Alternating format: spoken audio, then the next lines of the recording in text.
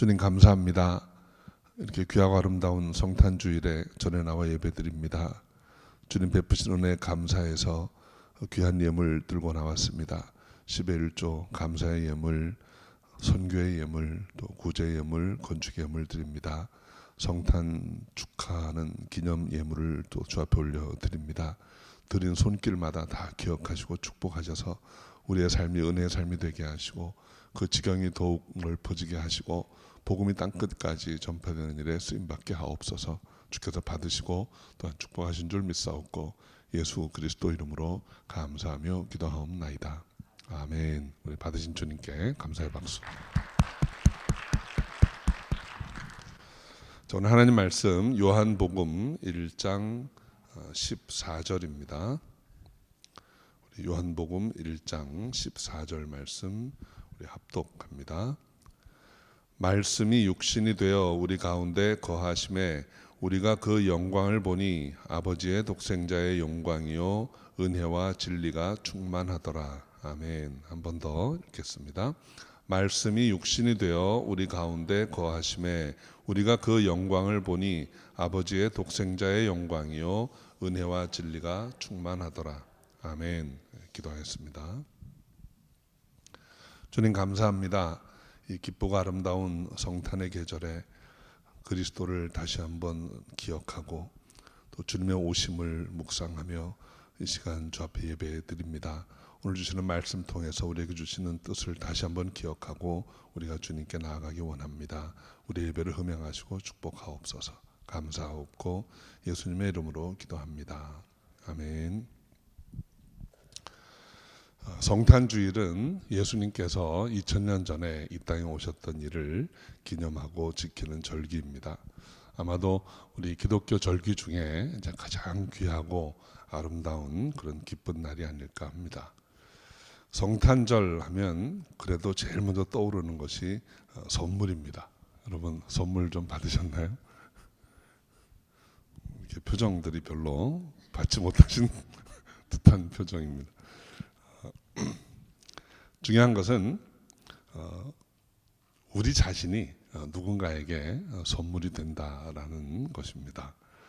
저는 서로가 서로에게 귀한 선물이 되는 줄로 생각합니다. 한번 옆에 계신 분한테 얘기 좀 해주세요. 당신이 내게는 선물입니다. 그 엉뚱한 데 보지 마시고 같이 계신 옆에 있는 분 보시면서 좀 얘기를 하세요.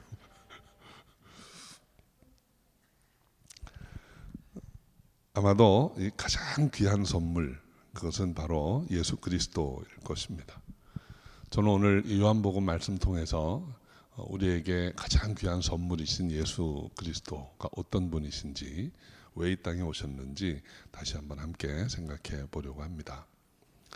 오늘 요한복음 앞부분에 보면 그 예수님이 어떤 분이신가 하는 것에 대한 신학적인 설명이 있어요. 1장 1절을 보면 태초에 말씀이 계셨는데 그 말씀이 하나님이라고 했습니다. 말씀이 하나님이라고 했는데 그 말씀이 바로 생명이고 그 생명이 바로 우리에게 빛이라는 거예요. 그런데 그런 분이 하나님이신 그 말씀이 육신이 되어서 이 땅에 오셨다라고 하는 것이 오늘 우리 본문의 설명입니다. 저는 예수가 누구신가 하는 것에 대한 가장 명확한 설명이에요. 말씀이 육신이 되어 우리 가운데 거하심에. 저는 여러분이 이 말씀만 늘 묵상하고 암송하고 이렇게 계셔도 예수 그리스도에 대한 그 사랑과 그분의 은혜가 늘 넘칠 줄 믿습니다. 한번 암송해 보시죠. 말씀이 육신이 되어 우리 가운데 거하심에.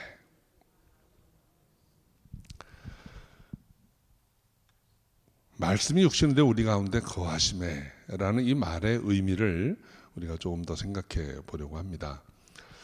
말씀이 육신이 되어 우리 가운데 거하심에, 그래서 거하시다 라고 번역된 그 헬라어 원어는 스케노라는 동사예요. 근데 이 스케노라는 말은 장막을 치다, 텐트를 치다 그런 뜻입니다. 그러니까 예수님이 이 땅에 오셔서 우리 가운데 거하셨던 그 일을 텐트를 치고 있었던 일이라고 묘사한 것입니다. 여러분, 텐트를 치고 이 땅에 있었던 일, 이런 묘사가 가지는 의미가 어떤 것인지 한번 생각해 보려고 합니다.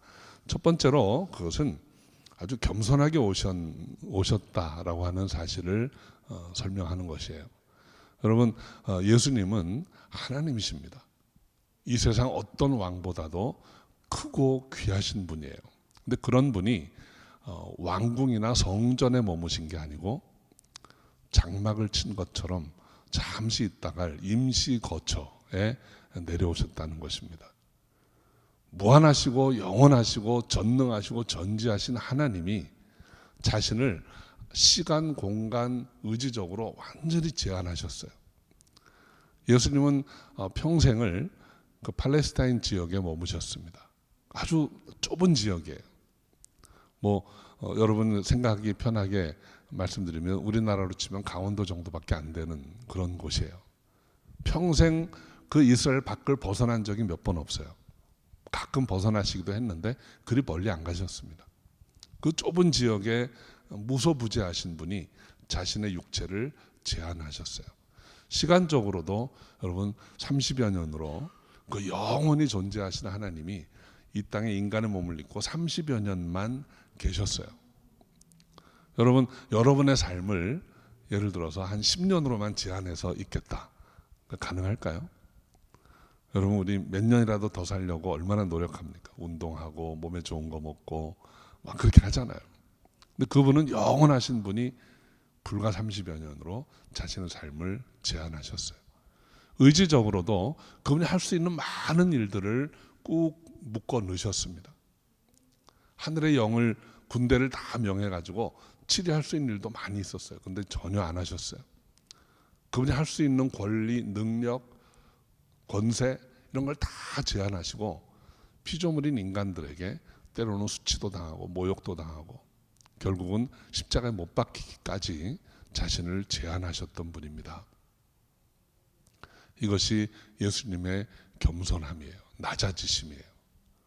우리를 구원하시기 위해서 그 귀하신 분이 아주 낮게 나타나셨던 것입니다. 빌립보서 2장 6절 8절에 보면 그는 근본 하나님의 본체시나 하나님과 동등됨을 취할 것으로 여기지 아니하시고 오히려 자기를 비어 종의 형체를 가져 사람들과 같이 되었고 사람의 모양으로 나타나셨다 했습니다. 예수님은 하늘 보좌에 앉으셔서 말씀만으로 모든 걸 할 수 있는 분이세요. 그런데 스스로 자신을 제한시켜서 이 땅에 내려오셨습니다. 잠시 머물다가 가신 것입니다. 두 번째로 거하시다라는 표현을 쓴 것은 예수님이 이 땅에 잠시 머물다 가실 분인 것을 설명하고 있습니다. 예수님께서 제자들에게, 예수님을 따르려고 하는 제자들에게 인자는 머리 둘 곳이 없다 그러셨어요. 인자는 머리 둘 곳이 없다. 내 거처가 이 땅에는 없다는 거예요. 이것은 비단 물질적으로 가난한 것을 이야기하는 것이 아니고 내가 머물 곳이 여기가 아니다라는 것입니다. 그분의 영원한 처소는 이 땅이 아니고 하늘나라입니다. 여기에는 어떤 임무 때문에, 어떤 일 때문에 잠시 와서 머물고 계신 거예요. 그 주님은 우리에게도 이러한 삶을 요구하시고 본을 보이는 것입니다. 저는 오늘 이 말씀 통해서 저와 여러분의 삶이 이런 삶이 되었으면 하는 생각을 해봅니다. 우리 그 복음성가 중에 죄 많은 이 세상은 내 집 아니네 라는 그 찬양이 있어요. 여러분, 여기 이 땅이 내 집이 아닙니다. 이곳은 우리가 텐트 치고 살다가 때가 되면 텐트 걷고 떠나야 하는 곳, 광야 같은 곳이에요. 이것을 우리가 빨리 깨달을수록 우리 삶이 가볍습니다. 저는 가끔 그런 생각을 합니다. 제가 오래전에 한 몇 년 됐어요. 우리 칠레 신학교에 강의를 갔을 때 그때 칠레 신학교 강의를 어떤 수도원을 빌려서 했습니다. 그래서 이제 강사 숙소를 수도사들이 머무는 방을 빌려줬는데 그 방이라고 하는 것이 정말 조그만 방이에요. 거기에 안에 보면 조그만 나무 침대가 하나 있는데 저는 뭐 키가 안 됩니다. 그 나무에 이렇게 발 쪼그리고 자야 되는 그런 나무 침대예요. 책상은 옛날 국민학교 다닐 때 그 나무 걸상 1인용 나무 걸상 책상 그거 있고, 그 다음에 옷 한 3벌 걸 수 있는 조그만 그 옷장 하나, 그게 다예요. 그런데 일주일을 거기서 지내는데 얼마나 자유스러웠는지 몰라요. 밥은 식당에 가서 먹고 들어오면 그냥 짐도 놓을 데가 별로 없어요. 다행히 저는 핸드캐리 하나만 가져갔기 때문에. 그러니까 성경 책상에 꺼내놓으면 책상이 꽉 찹니다. 많은 생각을 했어요. 뭐 삶이 이런 거 아닌가? 그냥 책상이 가지고 있던 의미도 참 감사했어요. 성경 하나 펼쳐놓으니까 다른 책은 놓을 자리가 없어요. 우리가 성경 읽으면 되죠. 그냥 그곳에 내 몸 눕힐 침대 하나 있고, 앉아서 책 읽을 수 있는 책상 걸상이 있고, 입고 있던 겉옷 걸어놓을 수 있는 옷장 하나 있으면 되는 건데, 그렇게 일주일 동안 참 자유하게 살다가 집에 오니까 너무 많은 거예요, 뭐가. 근데 그거 다 소용없는 거잖아요. 여러분, 지금 여러분이 가지고 계신 것 중에 안 쓰는 게 얼마나 되는지 아세요? 여러분 자매님들 옷장 안에 보면 20년 전, 30년 전 옷 그냥 다 있잖아요. 언젠가 입을지도 몰라 하는 생각 때문에, 언젠가 쓸지도 몰라, 언젠가 읽을지도 몰라 하는 생각 때문에 생전 거들떠보지도 않는 책이 책장에 산더미처럼 쌓여 있고, 옷은 옷장에 꽉꽉 제겨져 있고, 얼마나 많은 그릇들이 그 안에 들어 있습니까? 우리 쓰는 그릇 서너 개밖에 안 되잖아요. 맨날 그거 쓰잖아요.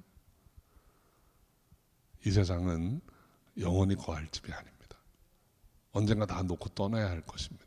가볍게 사시기 바랍니다. 주님이 잠시 머물다 가신, 장막 치고 있다 떠나는 것과 같은 스케노오라는 동사를 써서 그분이 이 땅에 계셨던 것을 설명한 것은, 그분을 믿고 따르는 사람도 스케노오라는 거예요. 이곳에 잠시 머물 때 무겁게 머물지 말고 가볍게 머물다가 주님이 오라 하실 때 다 가볍게 갈 수 있는 저 여러분이 다 되시기를 주의 이름으로 축원합니다. 저는 오늘 시작할 때 우리 제일 처음에 부른 찬양이 마라나타 하잖아요. 주여 오시옵소서, 지금 오시옵소서. 지금 오시면 여러분 어떻게 됩니까? 그냥 입은 채로 그냥 가셔야 됩니다. 그때 나 못 가, 억울해, 그거 어떻게 다 놓고 가 하는 그런 마음이 없기를 바랍니다. 하나님의 은혜가 충만하시길 바라요. 스케노라는 단어를 꼭 기억하세요. 우리 가운데 거하셨던 주님은, 주님을 믿고 따르는 자들도 그렇게 거하기를 바라시는 거예요. 그럼 본을 보이신다는 거 생각하시기 바랍니다. 그런데 주님께서 왜 그렇게 이 땅에 오신 것일까? 그렇게 잠시 머물다 가실 주님이 이 땅에 그럼 왜 오셨는가 하는 이유가 오늘 14절 하반절에 있습니다. 우리 하반절 함께 읽어볼까요? 우리가 그 영광을 보니 아버지의 독생자의 영광이요 은혜와 진리가 충만하더라. 우리가 그 영광을 보니 아버지의 독생자의 영광이요, 이것이 첫 번째 이유예요. 주님께서 그렇게 오신 것은 하나님의 영광을 나타내기 위해서 오셨다는 것입니다. 여러분, 하나님을 본 사람이 없습니다. 오늘 1장 18절에 보면 하나님을 본 사람이 없으되 그랬어요. 구약 성경에 보면 하나님을 볼 자가 없습니다. 출애굽기 33장 20절에 내가 내 얼굴을 보지 못하리니 나를 보고 살 자가 없음이니라 그랬어요. 사무엘상 6장에 보면 벳세메시라는 곳에서 사람들이 언약궤를 열고 들여다보다가 한순간에 5만 명이 죽었어요. 또 우사라는 인물이 하나님의 언약궤가 흔들린다고 붙잡으려고 만졌다가 즉사합니다. 하나님의 임재 앞에 나갈 수 있는 사람은 아무도 없어요. 우리 죄인은 하나님을 볼 수가 없습니다. 그런데 오늘 1장 요한복음 1장 18절에 보면 본래 하나님을 본 사람이 없으되 아버지 품속에 있는 독생하신 하나님이 나타내셨느니라. 독생하신 하나님이 예수 그리스도입니다. 예수께서 하나님의 형상을 우리에게 나타내셨다는 거예요. 그래서 예수님이 그 제자들과 대화하는 중에 이렇게 말씀하세요. 빌립이라는 제자가 아버지를 좀 보여달라고. 예수님이 내가 하나님의 아들이라고 하시니까 그러면 아버지를 좀 우리에게 보여주세요. 그러니까 예수님 뭐라고 하셨습니까? 너희가 나와 이렇게 오래 있는데도 어찌하여 아버지를 보이라 하느냐. 나를 본 자는 아버지를 보았느니라. 그러니까 예수님을 통해서 하나님을 볼 수 있다는 것입니다. 우리가 예수 그리스도를 믿는다고 하는 것은 특권입니다. 그 예수님을 통해서 하나님의 영광을 볼 수 있기 때문입니다. 저는 저와 여러분이 예수 그리스도를 믿음으로 하나님의 영광을 볼 수 있는 놀라운 특권을 누리시기를 주의 이름으로 축원합니다.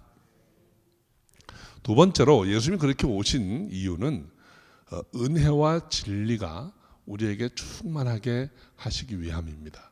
은혜와 진리가 충만하게 하시기 위함입니다. 첫째로 우리에게 은혜를 주시기 위해서라는 거예요. 우리의 은혜가 충만하도록 하시기 위해서 이 땅에 오셨다라는 것입니다. 여러분, 이 은혜라고 하는 것은 정말 값없이 주시는 선물입니다. 하나님 우리에게 값없이 주시는 선물, 그것은 사랑입니다. 하나님의 사랑입니다. 요한복음 3장 16절에 하나님이 세상을 이처럼 사랑하사 독생자를 주셨으니 이는 저를 믿는 자마다 멸망치 않고 영생을 얻게 하려 하심이라. 그 하나님의 사랑은 우리로 하여금 멸망하지 않고 영생을 얻게 하시는 사랑이에요. 그 사랑을 주시기 위해서 그렇게 사랑하시기 때문에 예수님을 보내셨다는 거죠. 그 예수님은 이 땅에 잠시 머무시면서 하나님의 뜻대로 우리를 사랑하셨습니다. 여러분, 우리를 사랑하셨다고 하는 것은 그냥 말로만 사랑하신 게 아니에요. 우리를 섬겨주시고 우리의 필요를 채워주신 것입니다. 예수님이 어떻게 우리의 필요를 채우셨는가 하면 두 가지예요. 첫째는 우리가 원하고 바라는 것들을 이루어 주셨어요. 하나의 상징입니다. 하나의 표적입니다. 그래서 예수님은 우리가 귀신 들려서 고통받을 때 귀신을 쫓아내 주시고, 병 들려서 고통받을 때 병으로부터 치유하시고, 가난해서 먹지 못하는 자들에게 먹을 것을 베풀어 주시고, 우리가 살면서 필요함을 느끼는 것들 다 채워주셨습니다. 하나의 표적입니다.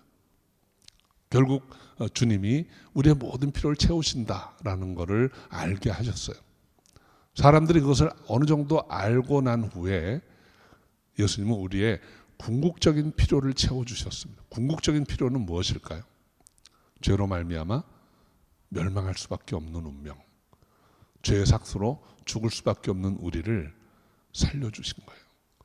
우리의 모든 죄를 지고 십자가에 대신 죽으심으로 이제 예수님께서 우리 죄값을 십자가에서 치르셨다라는 것을 믿기만 하면 멸망하지 않고 생명을 얻게 해주시는 것입니다. 그것이 우리의 궁극적인 필요입니다. 여러분, 그 궁극적인 필요가 채워지면 우리의 삶은 평안합니다. 그게 불확실하고 거기에 대한 자신이 없으니까 이 세상을 아무리 살면서 많은 걸 추구하고 얻어보아도 늘 불안하고 뭔가 채워지지 않은 그런 답답한 갈증이 있는 것입니다. 예수님은 그 필요를 채워주신 분이에요. 그렇게 우리를 사랑하신 분입니다. 그 예수 그리스도의 사랑이, 그 은혜가 저 여러분에게 충만하기를 저 여러분으로 축원합니다. 또 우리를 진리가 충만하게 하실 것이다 그랬습니다. 이것은 우리를 진리로 인도하실 것이라는 말씀이에요. 예수께서 어떻게 우리를 진리로 인도하실까요? 예수님이 2000년 전에 이 땅에 오셔서 십자가에 죽으시고 부활하신 후에 승천하셨습니다. 하늘나라 가셨습니다. 예수님은 가셨지만 그의 말씀은 남아 있습니다. 그 말씀은 살았고 운동력이 있다 그랬어요. 그 하나님의 말씀, 그리스도의 말씀이 살았고 운동력이 있다라는 것은 그 말씀을 듣고 믿고 순종하는 자에게 허락되는 내용입니다. 예수님의 말씀은 우리가 읽는 복음서에 남아있고, 예수님의 제자들에 의해서 서신서에 남아있고, 그 많은 말씀들을 우리가 듣고 믿고 그 말씀을 살려고 애를 쓸 때 우리의 삶에 그 말씀의 능력이 나타나는 거예요. 여러분, 구약의 율법은 우리를 그리스도께로 인도하는 몽학선생이라고 했습니다. 그 율법 우리가 아무리 지키려고 해도 못 지킵니다. 율법은 우리를 낭망하게 하고 좌절하게 합니다. 안 되는구나. 하나님의 기준이 너무나 멀구나 하는 것만 깨닫게 되는 거예요. 그래서 예수께 나아올 수밖에 없다는 거죠. 우리가 예수께 나아가게 되면 예수님이 우리를 십자가의 은혜로 구속하시고 그 말씀으로 우리 삶을 주관하게 되는 것입니다. 이것이 우리를 진리로 인도하신다는 말씀이에요. 오늘 말씀을 다시 한번 요약해 드리면 예수님은 하나님이신데 육신이 되어서 이 땅에 오신 분입니다. 이 땅에 오실 때 참 겸손하게 낮아지셨고 잠시 동안 머물다가 떠나실 것입니다. 그렇게 오신 이유는 그를 통해서 하나님의 영광을 보이게 하신 것이고 우리에게 은혜를 베푸시고 우리를 진리 가운데로 인도하시기 위함인 것입니다. 우리가 성탄절에 이 성탄주일에 기억하는 주님, 우리가 만나기를 원하는 주님, 2000년 전에 오신 그 주님이 오늘 저 여러분에게 개인적으로 찾아오셔서 여러분 만나주시기를 바랍니다.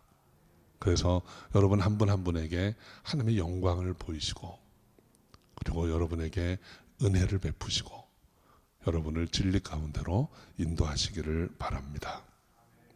우리가 성탄주일에 기대하고 바라는 또 만나기를 원하는 주님은 그런 분이세요. 오늘 성탄주일에 예수 그리스도의 성육신의 의미를 다시 한번 생각하시고 주님께 감사와 찬송을 드릴 수 있기를 바랍니다.